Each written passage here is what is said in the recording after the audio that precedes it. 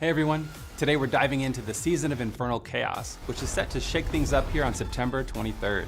For seasonal realms, we're introducing Chaos Armor, a brand new armor type, Chaos Perks, Chaos Rifts, and for all realms, we're adding in major updates to Infernal Hordes, new unique items, and more. I want to point out that I have a rockstar co-host today with me, Adam Fletcher, who's the Director of Community for all things Diablo. Hey Wanderers, let's talk about Chaos Armor. The new armor type is designed to shake up your builds. Chaos Armor can roll with current existing unique powers, but now across any armor slot: helm, chest, gloves, pants, or boots. The general Chaos Armor pool includes 10 unique powers usable by any class, like Godslayer Crown, Banished Lord's Talisman, or Fists of Fate. Let's take Fists of Fate for example. Instead of having that power on your gloves, you can now get that effect on your helm with Chaos Armor, opening up entirely new build possibilities. Let's say you get the Fists of Fate unique power on a Chaos helmet and call it Face of Fate. I won't be the one to stop you.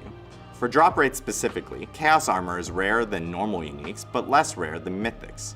In addition, each class has their own 13 exclusive powers. For example, Barbarians could get Mantle of Mountain's Fury or Ugly Bastard Helm. You can wear a different Chaos Armor in every slot, but identical effects or powers won't stack. This encourages creativity and experimentation. Chaos Armor can drop anywhere, but the best farming spot will be inside Infernal Hordes when taking down Bartuk. Who's that? Bartuk is a new selectable boss within Tormented Infernal Hordes. It'll cost some ether to summon him, but if you manage to defeat him, you'll be rewarded with some nice loot. Chaos Armor always drops at maximum item power and includes at least one guaranteed greater affix. Also, Chaos Armor isn't tradable. This should extend your item chase a bit without disrupting your build, since you can still use normal unique items and gradually switch over to Chaos variants as the season progresses. In addition to Bartuk, you can expect lots of changes coming to Infernal Hordes with player choice in mind.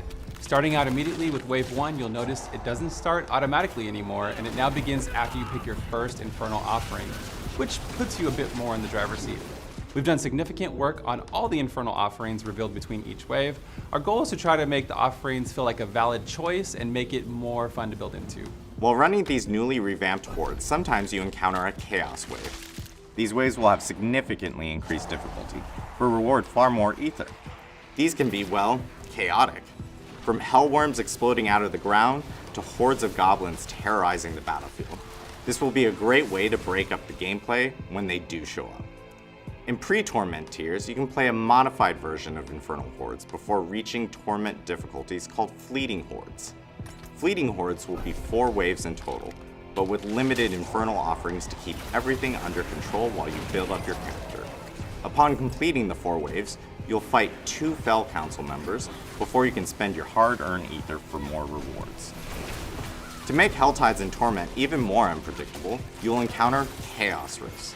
These rifts appear with varying rarities from magic all the way up to the elusive mythic. If you're lucky enough to stumble upon a mythic rift, don't pass it up. They're incredibly rare and packed with rewards. You can expect to gain powerful loot, heaps of experience, and seasonal currency known as Infernal Warp. More on that soon. In addition, Chaos Rifts can be found in Nightmare dungeons, so keep an eye on your sigils as they can roll with a Chaos Rift affix.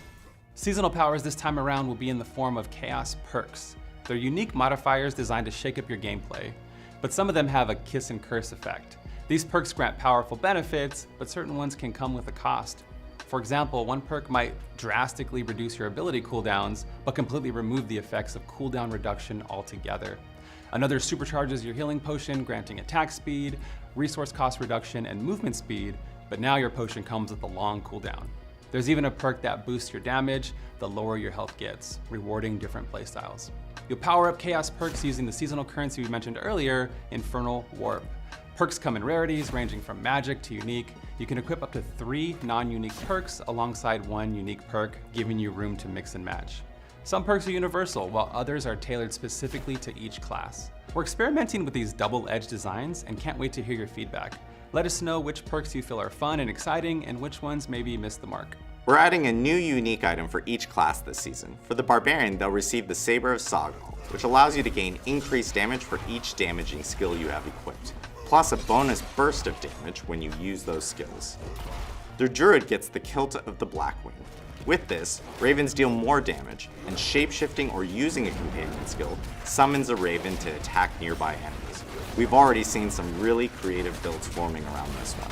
Necromancers can expect to see the Gospel of the Devotee. Basic skills are empowered, and hitting an enemy with a basic attack causes them to take increased damage from your other basic attacks. Rogues are getting the Orphan Maker. Basic and core skills with this weapon now reload. Reload skills deal increased damage, and every second reload skill gains double the bonus. The Sorcerers can find Galvanic Azurite.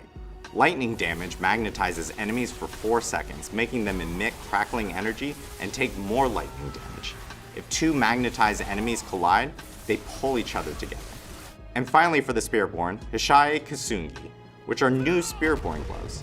The Protector can be invoked at range and pulls inward with its smashes. Enemies caught inside take more damage from guerrilla skills, double if they're knocked down or a boss. For a full breakdown of all the perks, uniques, and updates we've covered today, head over to our blog linked in the video description. Thanks for the support and feedback across all of our channels. We appreciate you. Well, that's it for today, and we'll see you in Sanctuary.